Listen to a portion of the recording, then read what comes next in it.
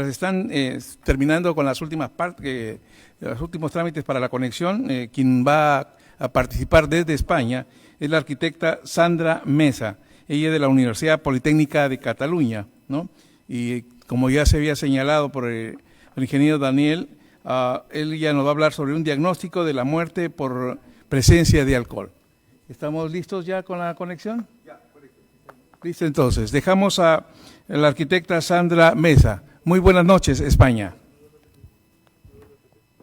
Buenas tardes con todos. Muchas gracias, Daniel, por esta oportunidad de compartir. En efecto, esta exposición nace un poco de una anécdota graciosa que tuvimos en el IMP con Daniel, con Augusto, de estar viendo unos mapas de manera muy aleatoria y de pronto ponernos a analizar un poco más lo que se podía hacer a partir del dato en sí, es decir, no quedarnos solamente con lo que muestra un mapa, sino ver más allá, con qué otra información se puede cruzar y de qué manera se puede analizar. Entonces, un poco esa experiencia que tuvimos ahí en Lima, la voy a compartir con ustedes ahora esta tarde. Por favor, si pueden pasar la siguiente diapositiva.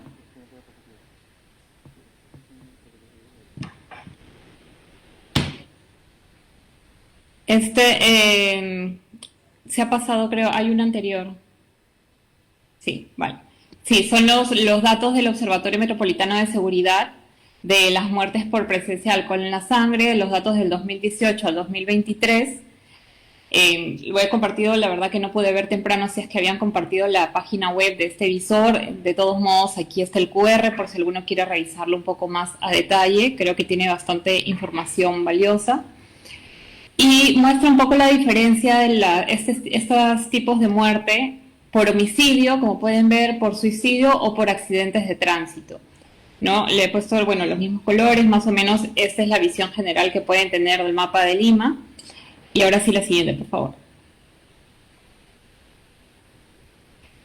Y vamos a hacer como un ejercicio rápido más o menos para ver cómo podría suceder uno de estos análisis. En el caso de, perdón, las casas de muerte por homicidio, por ejemplo, identificamos que había una zona con mayor incidencia de estas muertes en Lima Norte, lo que era San Martín de Porres, bueno, desde Lima Centro, en verdad, Rima, San Martín de Porres, Comas, esta zona, y empezando a ahondar un poco más, por ejemplo, ahí les he hecho un zoom de una zona de San Martín de Porres, que es bastante comercial, que tiene unos, haciendo incluso un recorrido por Google Maps, de repente unos temas de diseño urbano, algunas calles enrejadas, sin salida, oscuras puede ser, ¿no?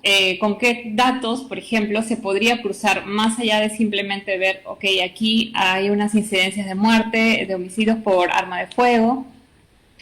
Por ejemplo, las horas de las incidencias.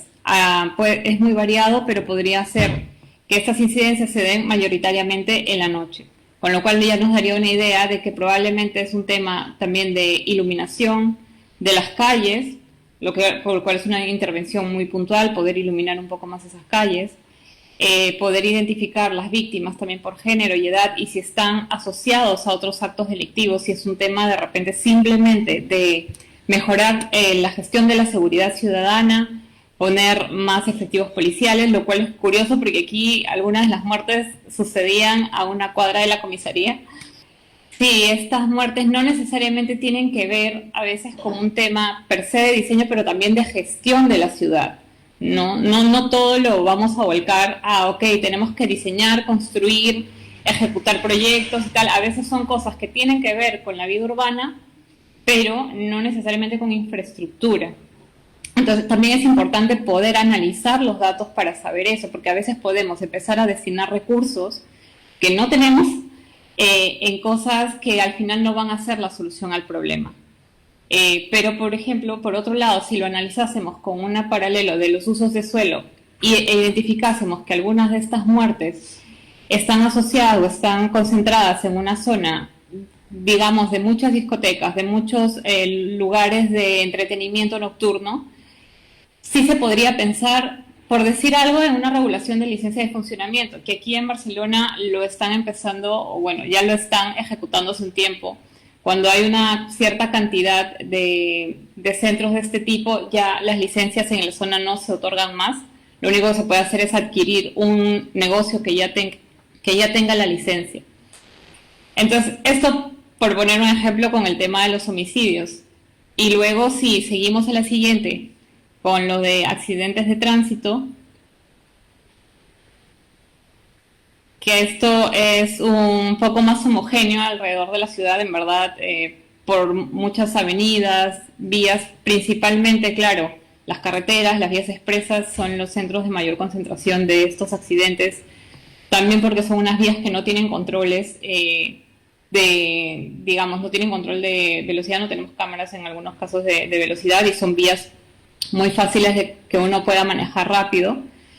Pero por poner un ejemplo aquí, puse el de la carretera central, justo pasando por Ate, a la altura más o menos del zoológico de Huachipa, y habían dos tipos de incidencias, los de atropellos y los de choque, ¿no? Y la mayoría de estos en esta franja son por atropello. ¿Qué quiere decir? Que hay un tema de seguridad también ahí con el peatón. ¿Qué está pasando? En esta zona no hay puentes peatonales, porque la ciudad ya ha crecido, de manera que esta carretera el entorno urbano ya no es tan de carretera, ¿no? O sea, ya hay como escuelas, hay hospitales, hay negocios, comercios pequeños, ya tiene otra configuración. Entonces, ¿qué nos llevaría a pensar esto? Que si el diseño de red vial también tiene que actualizarse de la misma manera que se actualiza la configuración urbana. O en todo caso, la vía sigue por la misma ruta, pero ya necesita unos semáforos, una rotonda, pues ya cosas de diseño, de vías, que podrían ayudar a controlar estas incidencias, ¿no? O, como decía, no necesariamente un rediseño, pero la existencia de dispositivos de control, de velocidad, mayor señalización, algo que pueda ayudar también a controlar este tipo de muertes. La siguiente. Y luego tenemos la de suicidios, que sí me parece un caso un poco más difícil, porque ahí habría que ver mucho, y es un tema muy personal también de cada persona que opta, ¿no? por esta opción. En la zona identificada, por ejemplo, uno de los distritos que tenía una mayor concentración en esta zona es Villa María del Triunfo. Pero si queremos también asociarlo a temas urbanos, donde podríamos incidir, hay investigaciones que se han llevado a cabo analizando también las condiciones de vida asociadas al estrés, a la depresión, a algo que efectivamente puede hacer que la persona no se sienta cómoda. Podríamos pensar que también que se podría analizar de esta manera para actuar sobre la ciudad. Entonces, ¿qué nos llevaría a pensar esto? La necesidad de la incorporación de la academia y de investigación en el análisis de datos urbanos también, de manera un poco más transversal, un poco más interdisciplinaria, no solamente a nivel de diseño urbano, sino también con psicología, con sociología, ¿no? Con otras ramas de repente más sociales, que nos permitan entender también estos datos a nivel de qué podemos hacer con la ciudad. Siguiente, por favor. Y a partir del análisis de la información de esta plataforma, también pude identificar algunas limitaciones y mejoras, idealmente, que se podrían hacer, ¿no? Por ejemplo, la limpieza de los datos que se muestran. Hay unos datos que efectivamente no coinciden, alguno puede tener la hora de la muerte y el otro tiene la hora de ingreso al hospital y la hora de la muerte, y que si uno quiere analizarlo un poco, que los datos no están tan limpios para poder cruzarlos. Luego, que existen estos puntos, se volvió a ir la pantalla. Los puntos, si los pueden ver, que están agrupados, ¿no? en ambas imágenes, es porque son hospitales. Son hospitales, clínicas, puntos obviamente donde llegan los accidentados, las personas afectadas por estas incidencias. Pero claro, es el lugar de la muerte porque llegan probablemente con vida y ya declaran que la muerte ha sido en ese lugar. Pero lo que nos interesa saber es dónde se están llevando a cabo estas incidencias, ¿no? O sea, si yo tengo agrupados aquí 20 muertes por homicidio, pues no los han matado ahí en el hospital, no los han matado de puntos, y de repente yo podría analizar mejor alguna concentración en cierto lugar de la zona. Entonces, una de las primeras mejoras sería justamente poder registrar verdaderamente dónde se han llevado a cabo estas muertes. Lo otro es poder realizar un filtro por muerte, género, edad o otros datos también que nos permitan visualizar rápidamente, como pueden ver en los mapas que yo he mostrado. En todos, a pesar de que son diferentes temas, se muestran los 3 tipos de muerte, porque el visor lamentablemente no permite de momento hacer este filtro. Entonces, si yo quisiera solamente analizar el tema de los accidentes, es muy difícil que pueda visualizarlo porque están los otros también ahí. Y también el análisis con otros mapas de información georreferenciada, ¿no? Si bien esto es algo muy especializado para el tema de la seguridad ciudadana, pero podríamos cruzarlo, como mencioné antes, con algo de usos de suelo, con de repente densidad poblacional, por decir algo, si hay una zona que está demasiado densa y por eso también se concentra ahí una mayor delincuencia. Así con otros datos, si podríamos cruzarlos, nos podría dar un análisis más rico. El siguiente, por favor. ¿Y qué otros tipos de datos espaciales, por ejemplo, podríamos trabajar? Y algo muy breve para comentarles también, si bien estos datos con los que estamos trabajando tal vez en Perú son a través de lo que recogemos a partir de las comisarías, de la policía, del Ministerio de Educación, de diferentes entidades, pero también podemos trabajar algo a nivel más amplio, y esto es lo que yo estoy trabajando, por ejemplo, actualmente con la Universidad Politécnica de Cataluña, con el Centro de Política de Suelo y Valoración, donde estoy haciendo el doctorado actualmente. La siguiente, por favor. Y es un tema muy importante que es, por ejemplo, la resiliencia de las ciudades frente al cambio climático, algo que está ahorita felizmente sonando más, porque es muy importante, nos está afectando a todos. Ahorita estamos aquí en Barcelona con una de las noches más calurosas que hemos tenido en mucho tiempo. Por ejemplo, aquí podemos utilizar datos climáticos, tanto que recoge la misma Generalitat de Cataluña sobre las áreas verdes que tenemos. ¿Por qué? Porque las áreas verdes al final son las que nos van a ayudar a disminuir un poco el efecto de isla de calor urbana en las ciudades, nos brinda refugios climáticos. Entonces trabajamos con estos datos de las cámaras digitales aerotransportadas.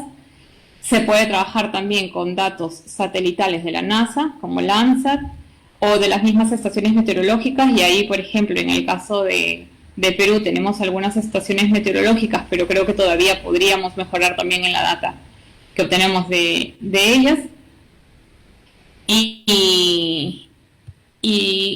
La siguiente diapositiva, por favor. Y bueno, algunas consideraciones como para resumir lo que hemos estado conversando, que es importante tener un acceso libre y conjunto de los datos georreferenciados, es decir, seguir trabajando en una plataforma común y de libre acceso para los gestores públicos, para la sociedad civil, para la academia, para todo aquel que quiera y necesite analizar información, y que esté no diferenciada por entidades, sino que justamente todos puedan verlo en conjunto al mismo tiempo. La posibilidad de analizar estos datos en líneas de justamente filtrar, hacer algunos de repente cruces de información en línea y no tener que estar descargando las bases de datos, o incluso aquí, por ejemplo, la Generalitat de Cataluña tiene la opción de asociar la plataforma que ellos tienen con el QGIS o con ArcGIS, de manera que no se tiene que descargar capa por capa, sino que se puede visualizar directamente y cada persona accede a la información y la analiza como necesite. La rigurosidad en el recojo y presentación de la información también, como mostraba, ¿no?, en el caso de la seguridad ciudadana, pero yo he trabajado también antes en el Ministerio de Educación y muchas veces teníamos que empezar a limpiar mucha información antes de poder analizarla. Y eso es un trabajo importante, no simplemente dar la información, volcar la información tal cual está, porque muchas veces no nos va a ayudar eso tampoco a entender mucho lo que tenemos que hacer. y poder incorporar nuevas tendencias en tipo de información necesaria. Sabemos que por muchos años trabajamos con usos de suelos, con densidades, con seguridad, con incidencias, con muchas cosas, pero el tema climático yo creo que igual es muy importante empezar a incorporarlo en todos estos porque al final nos tiene que llevar también a entender y tomar las decisiones acertadas sobre las ciudades. Gracias.